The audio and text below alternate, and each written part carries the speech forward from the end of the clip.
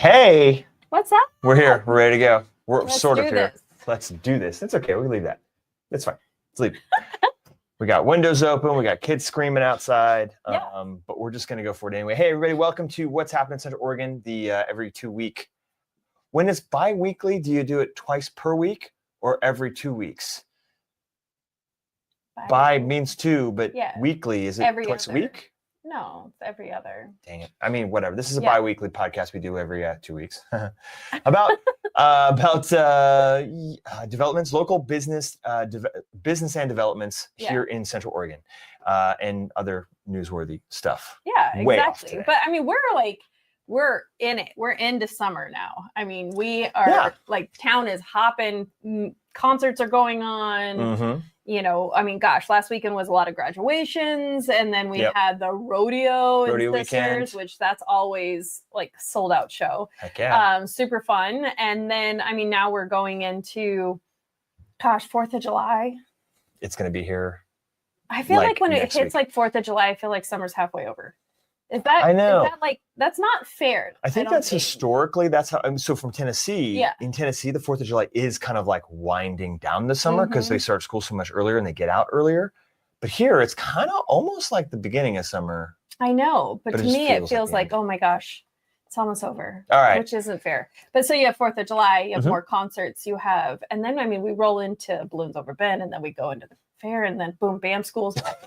But anyways, whew, I got all like... It's okay. Calm down. Stressing me out. Calm down. We're good. It is summer. Kids are out. Yes. We are going nuts. But we have some news to get to and give what the audience what they want to know about. So here we go. We're going to talk about quite a few things today. Some things we might spend more time on. Some things we might just gloss over. So Sisters added a defensible space code change to their building codes, which is cool. Not shocked. There's also an affordable housing project coming to Sisters. We got a couple of things talking to Sisters today. Really? Yeah. That's interesting. We also have a temporary housing site here in Bend, which is kind of interesting. We're going to talk about Pacific Power and how they're turning off the sensitivity. They've got this little meter. Since they're turning up the sensitivity on their ability to turn off the power in case there's a storm that might cause some sort of wildfire risk. Okay. Bend's got some money set aside for affordable housing. They're kind of, getting ready to give some of that away. Downtown businesses don't like the... Are you really going to say that word? Parklets? Oh. Parklets, I think what it is. Oh. It's like where they take the parking away from the downtown street and turn it into dining. Yeah. So like out in front of wherever, like all the restaurants. You mean downtown businesses want more parking and cars? Sorry, no. Downtown businesses like the extra seating that they can offer in the restaurants. However, patrons don't. They don't want to sit next to exhaust? I don't want to sit in the road when I'm eating a nice meal at like Boss Tours or anything. So we got to talk about that real quick. Fair. And then 2 business things real quick. One of them, Elmer's, is coming soon. We'll talk about that. And then 2, Burgerville just opened. I think yesterday was a grand opening, so that's kind of cool. Yet to go to Burgerville. Maybe that will be our own little... I wasn't sure if I was going to admit that, but you're right. I haven't been there either. We got to go figure that out. So let's go ahead and jump into our first story here. Let me pull it up real quick and take a look at it. So Sisters City Council approved an ordinance, a new building ordinance, 543 defensible spaces aimed at enhancing wildfire safety in the growing community. So basically the majority of this talks about, this is for new construction. Oh, only for new construction. This is for new construction, and it is about defensible space. Absolutely. So making sure that you are not... making sure that you are not having flammable plants and vegetation right next to your house. So there's basically like a 5-foot perimeter around the house. They want it to be, real fire-wise. And they are rolling out this. So it is code now in Sisters, period, end of story. New construction's got to have their fire-wise kind of stuff in place. So what do you think about that? I think it's great. I'm not shocked by this. I mean, you have the national forest that surrounds Sisters, and that's just kind of nature of the beast living out here with these big giant ponderosas. I'm wondering how I mean, I obviously have not read it on, is it getting down to like the fencing can't be attached to the house, or is it? Let's see, the defensible space education? area standards vary based on the species of grasses, shrubs, and trees and types of combustible materials within the species on the prohibited flammable plant list. The defensible space area standard also vary based on distance from the new buildings, ranging from 0 to 5 feet, 5 to 30 feet, and then beyond 30 feet from the new building. This sounds a lot like a Firewise community. Maybe they're just making the whole city Firewise. I don't know if that's technically the same technical rules, but it seems you like can't retroactive. I mean, like, this is just for new construction. New construction. Yep. Honestly, that flammable plant list might be kind of an interesting thing to have on hand, because let's pull it up and take a look. Mm-hmm. Here we go. Oh, City of Ashland. Okay. Prohibited flammable plants. We're taking cues from them now. So prohibited shrubs. Manzanita. Juniper. Lavender. Lavender. Oh, I like lavender. Manzanita. I like manzanita too. Rosemary. Mm. Lavender and rosemary smell really good when it's burning. So it's my favorite. It's burning. Prohibited trees. That's gonna be a problem. Pine. Yeah. Well, we got lots of those. Juniper. Yeah. Fir. Douglas. Cypress. I mean, these are all trees we have. So we can't have any of these really close to us, right? Yeah. Can't have it near your house. 5 feet, again, 5 to 30, and then 30 plus. There's different ranges as it goes through. Anyway, I think this is pretty cool. I'm surprised. I would actually suspect that the city of Bend is going to echo this in the future. I would suspect that they're going to. Mm-hmm. They'll probably get some pushback from people who, want certain stuff next to them. However, whatever. I think it's one of those things. There's obviously, we are getting a lot more fires and stuff, and so we've got to take steps to mitigate that. Yeah. That's another thing. That's another thing that we don't talk about enough. But insurance companies, insurance is getting expensive, especially in California. It's not quite as bad here in Oregon. So if you're watching, you can come to Oregon. It's not quite as bad, but it's getting there. And mitigation is the number one thing that all insurance companies say you can do to help the coverage, to help the rates, is mitigate. So if you don't have anything combustible within 5 or 10 feet of your house, there's less chance that your house is going to catch on fire. And the more insurance companies will want to insure you. So mitigation is a huge thing. And as insurance companies start to know that, look, it's new construction, it's built prior to 2005, and Sisters has this regulation, maybe those homes will be easier to insure. That's a good possibility. So, all right. That's cool. So we think that's pretty interesting. That's good. The next thing we're going to talk about here. Ooh, I changed it up. Now we're going to go back to Ben for a second before we talk on Sisters again. But this one's interesting. There's been a lot of, there's been a lot of, over the past, since COVID, there's been a lot of, homeless problems nationwide, right? Yeah. And the question is always where to put them. Yeah. So where to put them and what to do about it and what is the right way, the humanitarian way. I don't think anybody would be, I don't think anybody's, whether you're on the right or the left, I don't think anybody's as heartless to say just like whatever, we don't care at all. And then at the same time, on the other side, like we can't have them hanging out next to schools. Right. Yeah. So there's definitely a balance there. And I think I'm actually a huge fan of what this just came out. This news that just dropped this last week. New safe parking site approved for Bend's North Side. Now, they were going to do it over off of, remember Hunter Circle over there by Juniper Ridge? Remember a couple of years ago, and there's a big uproar because the neighborhood over there. Neighborhood was not happy about it. This one they're putting on public land.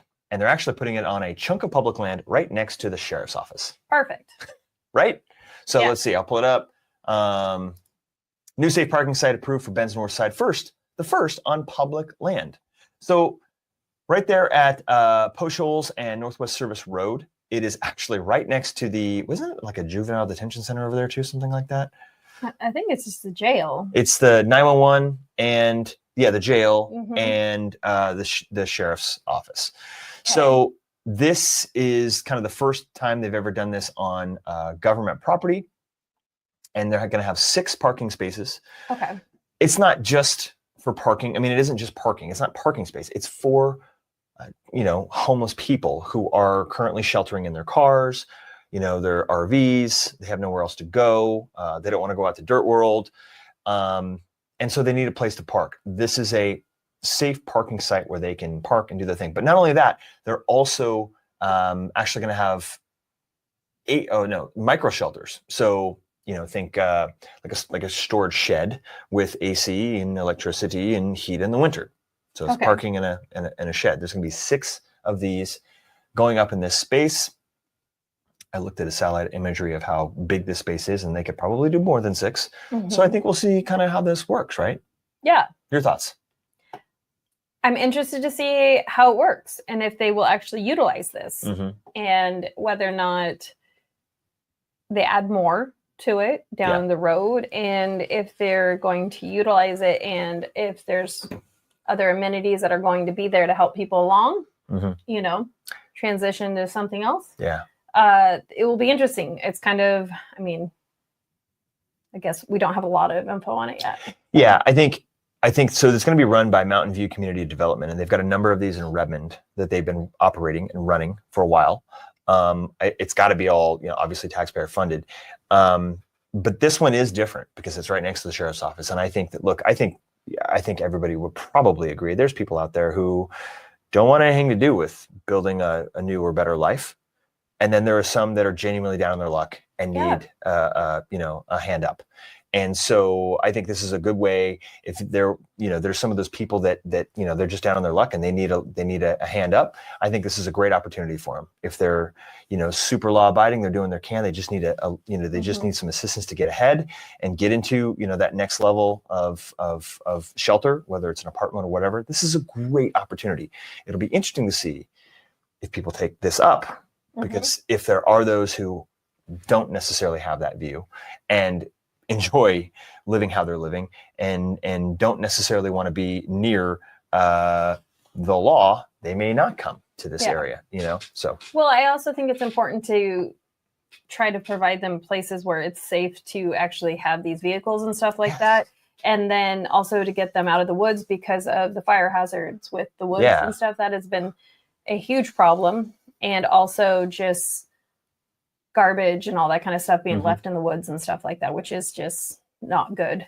Yeah. But so this could be a really cool, be interesting. Yeah, this could be a really cool program to get things started. And I'm actually really excited to see how this goes.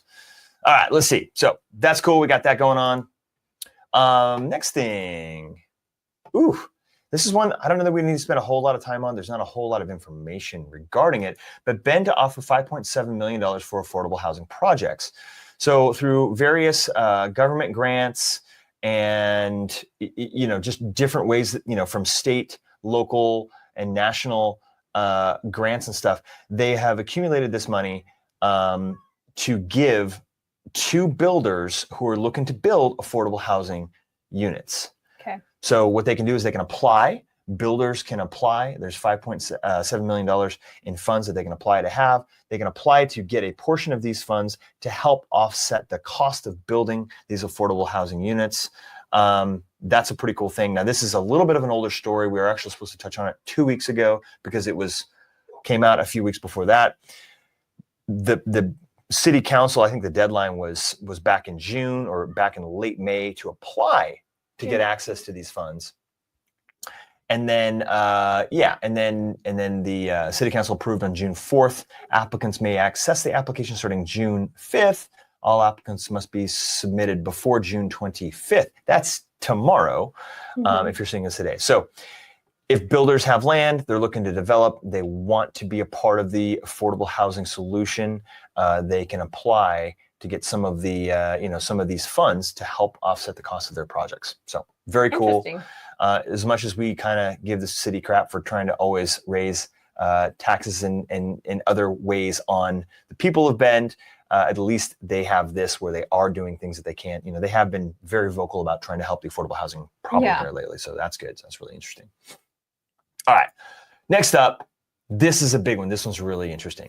Let's talk about wildfire, right? And we've already talked about it in Sisters, but this is something that the power company is doing. Now, the power company, hold on for a second. The power company, I don't even knew that this existed. This is some tech we didn't know about, but the power company can shut off power to whole blocks, whole city blocks of the power, including homes, commercial, everybody, traffic lights, if the weather gets to where they think it's going to disrupt the power lines, right? got a big spring storm. You know a tornado is coming. Exactly. Yeah. And so they can just shut it off. Well, there's almost like these sensitivity meters on, I don't know, on the block, on the grid, on the whatever it is. And so now, in order to mitigate for wildfire risk, Pacific Power is dialing that to make it even more sensitive. So big old wind gust comes through, boom, power's out. But at least the branch didn't hit the line, cause a spark, cause a fire, burn down Central Oregon. So is this a good thing or is this a little weird? What do you think? I think it's a little weird. Okay. But then again, I mean, I don't know how often that this is the reasoning behind a fire. Well, that's a good question. Oftentimes, fires are started from one of three different things, right? Because the other day that the power got turned off at Empire and it was like a beautiful blue sky day. That was a little weird. I remember. Yeah. You're right. You're not wrong at all. I mean, Empire. Yeah. That's already a cluster. It was the northeast side of town or just the straight north side of town. I don't know if it went as far as, was it Winco? I don't know if it went as far south as Winco, but it was definitely around Empire. Cooley was still on. So, yeah. That whole intersection. That was a cluster. So, I mean, I think it's great in the future to hopefully mitigate, fire risk and stuff like that. Right now, it just seems like, okay. So it was an issue. Yeah. So. Well, hopefully the sensitivity isn't too much to where it's going to knock out the power all the time, all summer long. That would really suck. Oh my gosh, that would be a nightmare. But I do like the fact that they're doing what they can to mitigate wildfire risk in their own way. Yeah. They have their own way. That's their way. They turn up the sensitivity. That's the theme for the podcast this week. What?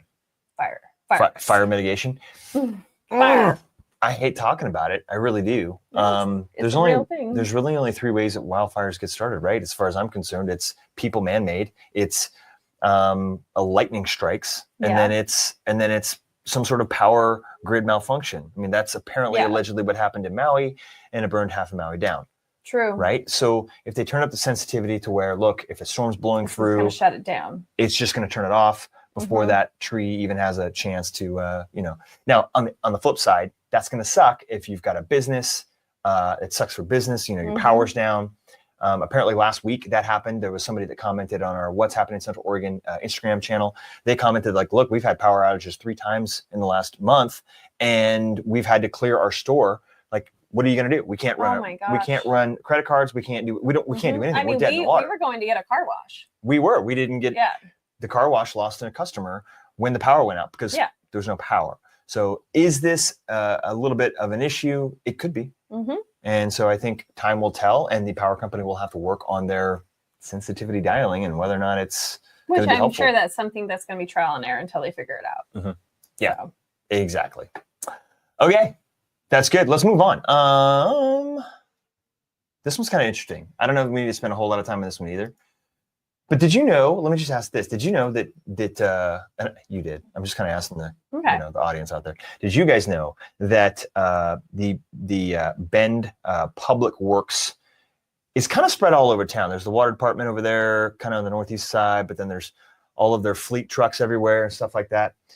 They're kind of spread out all over town, but now they're about to have an actual public works campus in the Juniper Ridge area where all of these different public works, utility services and stuff are all going to be combined and on one campus. Yes. They're moving it all out there to condense it all, which I think is great. It's like a 40,000 square foot building that's going to house 250 to 300 employees, from water and sewer to maintenance to, the plows on the roads to all that kind of stuff is going to move out there.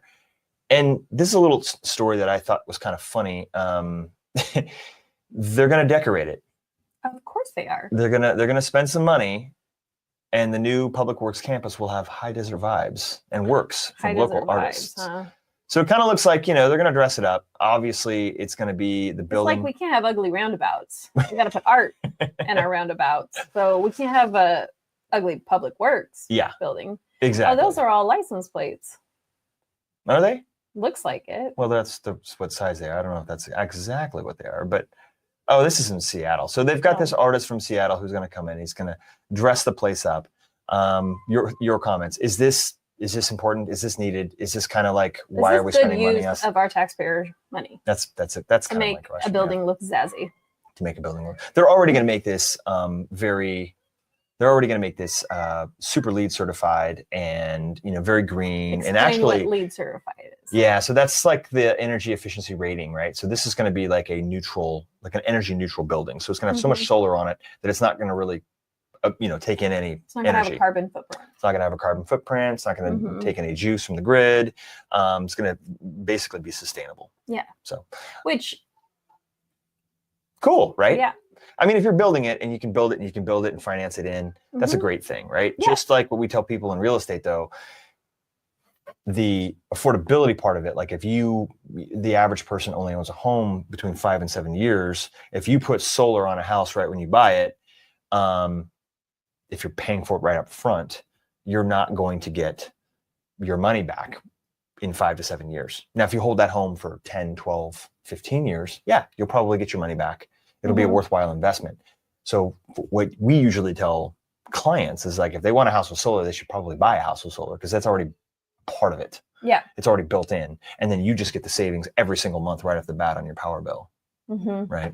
I mean, I can't imagine these city buildings, they're going to have them for a long time. So they're building it for the future. Yeah. I just don't know if that's the fence that's going around it. That is, I think of other fences that look a lot like that. And then also oh yeah, there was already a thing about that before, wasn't there? And then also I just don't think it's the best use of our monies. Interesting. I mean, I don't go to the city building to look at the architecture. I go to pay a bill. You go to pay or ask for a permit or okay. Let's do this one I thought was kind of interesting, and I think we should probably talk about it just because a little bit of an older story, but the downtown businesses in Bend want the parklets removed, but public opinion tells a different story. Oh, I was wrong before. We talked about this before. I said the businesses liked it, but public didn't like it. Yeah. Maybe we should look at this a little more carefully. So parklet is like kind of right here. They're looking at this right here. This is a good example where they use kind of the parallel parking space to have patio seating, right? But then of course there's a car back there, and then it's one of those things where like it's great, especially in COVID. This all basically came about. Remember they used to have because like the COVID. Little igloos around people eating outside. So yes, you have your own private igloo, and so businesses liked it because they were able to still operate and have business and sell food and dining outside. They had their heaters on and stuff in the winter. But I mean, I don't know. Do you like them? Do you like? If I go to a patio seating, I'm not going to be eating in the road. I don't want to be eating next to cars driving by. I find it not appealing.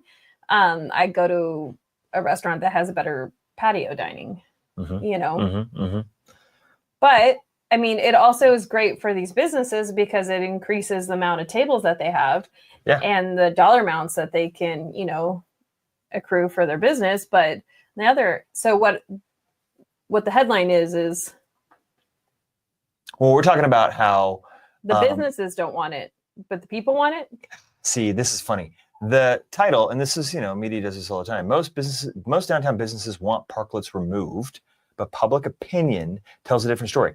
I wonder if it's other businesses in the neighborhood. It's not the actual restaurant. Exactly. So maybe we should read the article. Go scroll down. So the restaurants like it because they have more seating. Yeah. But they're not all restaurants. Parking away from the other businesses. Exactly. Yeah. But if you're a retail business, it takes parking away from you. And so businesses like that don't like it. And that's kind of what they're talking about here. That's exactly what they're talking about here. I don't know where the public opinion part comes into this. So their customers are saying they can't find parking. Shocking. Which another thing that downtown is trying to go away from all the parking. I mean, Zydeco. Yep. They love the parklets. Yeah, because they have. It brings a lot of extra revenue as well as community to outdoor space. Okay. I think that would open up 2 or 3 parking spots, but it brings so much more to the culture. Okay. All right. There's also the, did we talk last week about the Deschutes Brewery lot there where they're putting all those townhouses. That's we over did. by the amphitheater. We did, right. That's another example of like... Yeah, because we were talking about how much they were going to be sold for. There's a lot of people that are really upset that we're going to be losing that parking space for downtown activity. And again, this is interesting because on our Instagram channel, people are blowing that one up big time. It's one of our biggest stories. So if you haven't checked out our What's Happening Central Oregon Instagram channel, you should go check that out.